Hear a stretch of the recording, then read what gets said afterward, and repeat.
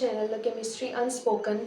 जो आज का हमारा वीडियो का टॉपिक है वो है बीटा एलिमिनेशन रिएक्शंस। ठीक है, तो हम उसका सबसे पहले इंट्रोडक्शन डिस्कस कर लेते हैं कि हमारे पास बीटा एलिमिनेशन रिएक्शंस जो हैं वो क्या होते हैं।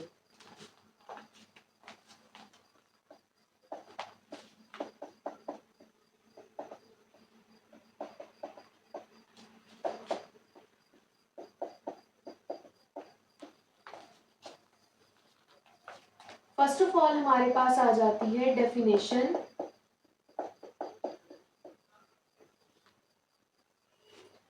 तो बीटा एलिमिनेशन रिएक्शंस क्या होते हैं? When a nucleophile attacks on the beta hydrogen attached to the carbon atom of the alkyl halide,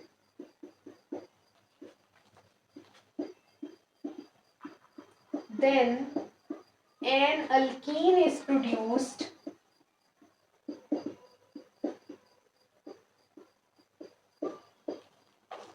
these reactions are called beta elimination reactions.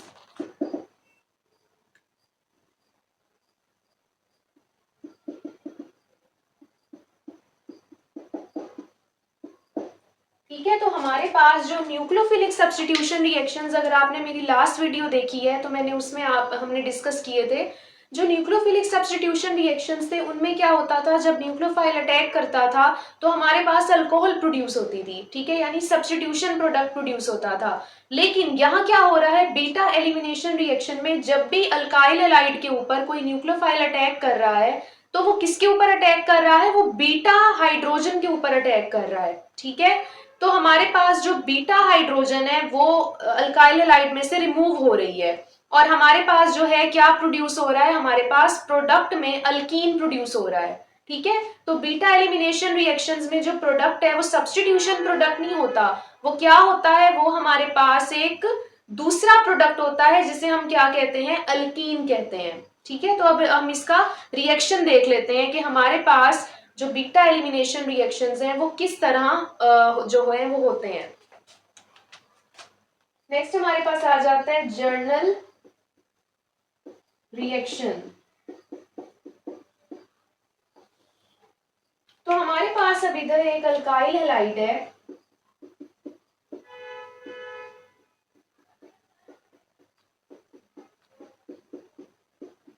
ठीक है।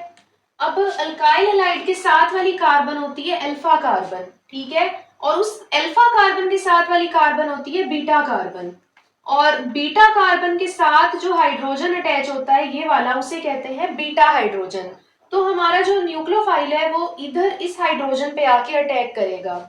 तो हमारे पास ये जो है ये न्यूक्लियोफाइल है हमारा, उसने इधर आके अटैक करना है। ठीक है, और हमारा जो ये लीविंग ग्रुप है, जो हमारा हैलाइड है, उसमें रिमूव जाएगा। तो हमारे पास यहाँ डबल बॉन्ड फॉर्मेशन हो जाएगी। ठीक है, और ये हमारे पास इस तरह अल्कीन प्रोड्यूस हो जाएगा प्रोडक्ट में। और इधर हमारे पास जो कैटालिस्ट होता है ना, वो हम अल्कोहलिक KOH लेते हैं। ठीक है, अल्कोहलिक KOH लेते हैं। तो हमारे पास अब जो K है वो Br के साथ मिलके क्या बना देगा, KBr, और साथ हमारे पास जो OH है वो इस हाइड्रोजन के साथ मिलके क्या बना देगा, वाटर बना देगा। तो ये हमारे पास ना जर्नल रिएक्शन है कि हमारे पास किस तरह जो है वो बीटा एलिमिनेशन रिएक्शन होता है, कि हमारे पास अब इधर बीटा हाइड्रोजन जो है वो एलिमिनेट हो रहा है। इस रिएक्शन का ये मतलब है कि अल्काइल हैलाइड के अंदर जो बीटा हाइड्रोजन होता है ना, वो क्या हो जाता है, एलिमिनेट हो जाता है, वो निकल जाता है अल्काइल हैलाइड में से, और हमारे पास सब्स्टिट्यूशन प्रोडक्ट नहीं बनता, बल्कि क्या बन जाता है, हमारे पास एक अल्कीन प्रोड्यूस हो जाता है। ठीक है, तो ये हमारे पास जो है वो क्या बन गया। अच्छा, इधर हमारे पास ना अभी ये न्यूक्लियोफाइल इधर मैं नहीं दिखा रही जो है रिएक्शन में, ठीक है, जब हम आगे इसकी टाइप्स पढ़ेंगे ना, फिर मैं उसको जो है उधर डिस्कस करूंगी। इधर सिर्फ आप जो है वो इस तरह देख लो कि ये हमारा अल्काइल हैलाइड है और अल्कोहलिक KOH जो है वो उसकी प्रेजेंस में हमारे पास इधर रिएक्शन हो रहा है। ठीक है, ओके। अब नेक्स्ट हमारे पास हम देख लेते हैं इसकी टाइप्स। जिस तरह सब्स्टिट्यूशन रिएक्शंस जो हमने डिस्कस किए थे ना, न्यूक्लियोफिलिक सब्स्टिट्यूशन रिएक्शंस, उनकी दो टाइप्स थी, SN1 और SN2। उसी तरह सेम हमारे पास एलिमिनेशन रिएक्शंस की भी टाइप्स हैं, जिन्हें हम कहते हैं E1 मैकेनिज्म और E2 मैकेनिज्म। सबसे पहले हम E1 मैकेनिज्म को डिस्कस कर लेते हैं।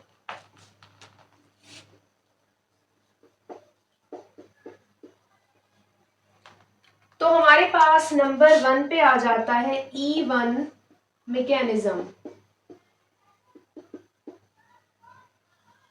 ठीक है, तो सबसे पहले E1 मैकेनिज्म की डेफिनेशन आ जाएगी।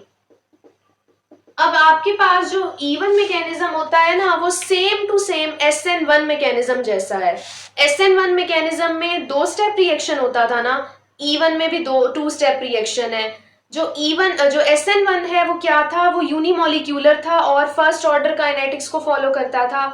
E1 भी वैसे ही फॉलो करता है। ठीक है, तो हमारे पास जो E1 है वो SN1 की पूरी कॉपी है, बस उसका जो मैकेनिज्म है ना वो बस चेंज है। तो इसकी क्या डेफिनेशन है, the type of reaction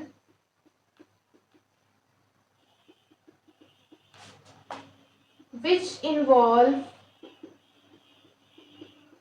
2 steps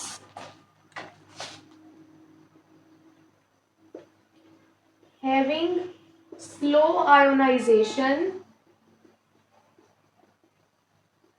in one step and attack of nucleophile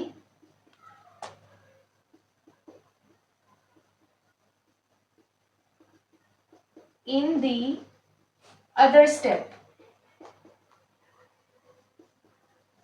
ठीक है, तो इस रिएक्शन को हम क्या कहते हैं, E1 मैकेनिज्म कहते हैं, जिसमें हमारे पास फर्स्ट स्टेप के अंदर आयोनाइजेशन होती है, ठीक है, अल्काइल हैलाइड की, और हमारे पास जो सेकंड स्टेप है उसमें कार्बोकेटाइन के ऊपर न्यूक्लियोफाइल आके अटैक कर देता है, जैसे सेम हमने SN1 में डिस्कस किया था।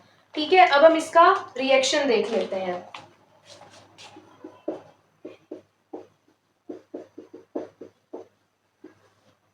सबसे पहले आ जाता है स्टेप 1।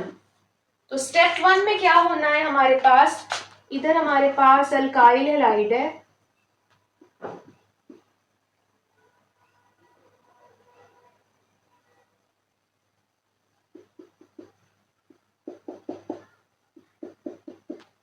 ठीक है। तो हमारे पास अब जो अल्काइल हैलाइड है वो हमारे पास किस तरह बन जाएगा,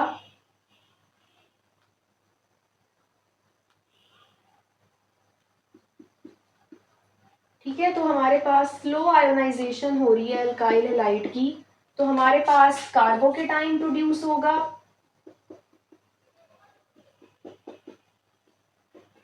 और हमारे पास साथ प्रोड्यूस होगा Br नेगेटिव। ठीक है, नेक्स्ट हमारे पास आ जाता है स्टेप 2।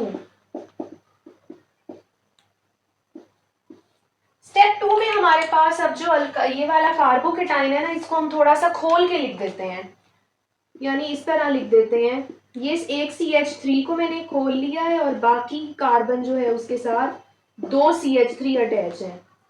इनके ऊपर हमारे पास OH नेगेटिव जो हमारा न्यूक्लियोफाइल है उसने आके अटैक करना है, तो ये इधर अटैक करेगा, ठीक है, क्योंकि ये बीटा कार्बन है और ये अल्फा कार्बन है। ठीक है, तो मैं इसे ब्लैक से शो कर देती हूँ, ये अल्फा कार्बन है और ये बीटा कार्बन है। ठीक है, तो हमारा जो न्यूक्लियोफाइल है उसने बीटा हाइड्रोजन पे आके अटैक करना है और उसे अपने साथ लेके जाना है। तो हमारे पास यहाँ फास्ट रिएक्शन होगा और क्या प्रोड्यूस होगा, अल्कीन प्रोड्यूस होगा इधर।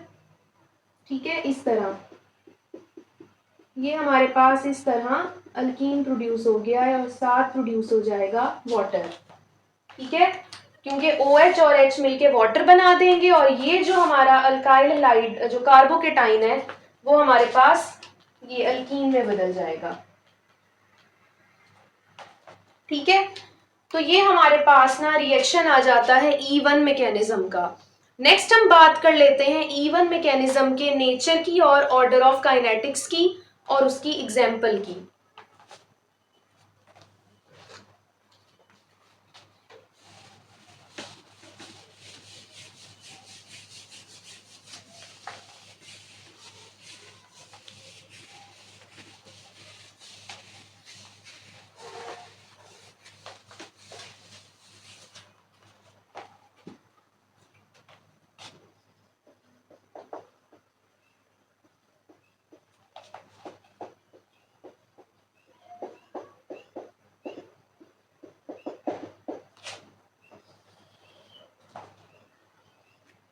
ठीक है, तो आपके पास जो E1 मैकेनिज्म है, E1 mechanism follows SN1 mechanism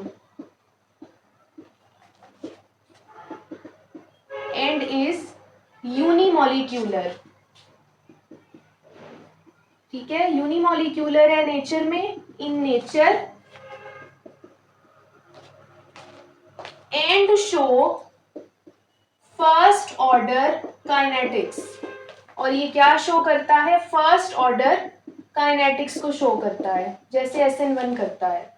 ठीक है, उसके बाद हमारे पास इसकी एग्जाम्पल आ जाती है। ठीक है, इसकी एग्जाम्पल में हमारे पास कौन से अल्काइल हैलाइड्स आते हैं? Tertiary alkyl halides. Tertiary alkyl halides जो हैं वो E1 मैकेनिज्म शो करते हैं। ठीक है, तो E1 मैकेनिज्म हमारे पास इतना ही है। नेक्स्ट अब हम बात कर लेते हैं E2 मैकेनिज्म की। तो सेकंड हमारे पास है E2 मैकेनिज्म।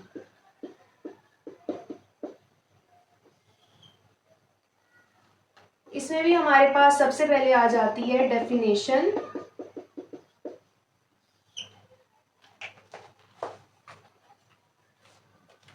तो हमारे पास अब जो E2 मैकेनिज्म है उसकी क्या डेफिनेशन है? The type of reaction involving one step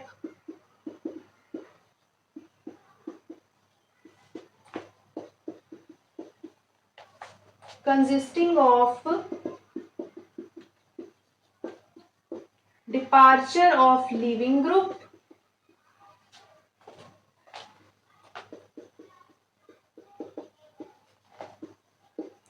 and attack of nucleophile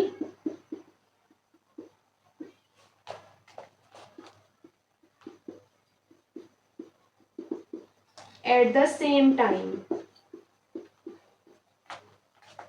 ठीक है, तो हमारे पास E2 मैकेनिज्म क्या है? जिसमें हमारे पास वन स्टेप रिएक्शन होता है, जैसे SN2 में हो रहा था, और इसमें डिपार्चर ऑफ न्यूक्लियोफाइल और attack, departure of leaving group और अटैक ऑफ न्यूक्लियोफाइल एक ही स्टेप में हो रहे हैं। ठीक है, नेक्स्ट हमारे पास आ जाता है इसका रिएक्शन।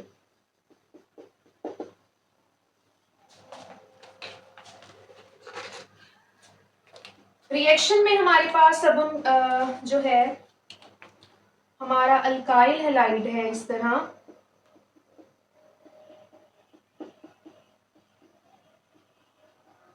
और हमारे पास इधर एक न्यूक्लियोफाइल है जिसने इधर आके अटैक करना है। ठीक है, और लिविंग ग्रुप ने यहाँ से रिमूव हो जाना है। तो हमारे पास जो प्रोडक्ट बनेगी वो क्या बनेगी? इस तरह की हमारे पास अल्कीन प्रोड्यूस होगी, साथ हमारे पास BH प्रोड्यूस होगा, और साथ हमारे पास Br नेगेटिव बनेगा। ठीक है, क्योंकि लिविंग ग्रुप Br नेगेटिव जो है वो निकल गया है, और जो न्यूक्लियोफाइल है उसने H के साथ रिएक्शन दिया है और BH बना लिया है। ठीक है, तो ये हमारे पास ना रिएक्शन आ जाता है E2 मैकेनिज्म का। नेक्स्ट हमारे पास जो है हम बात करते हैं nature and order of kinetics की।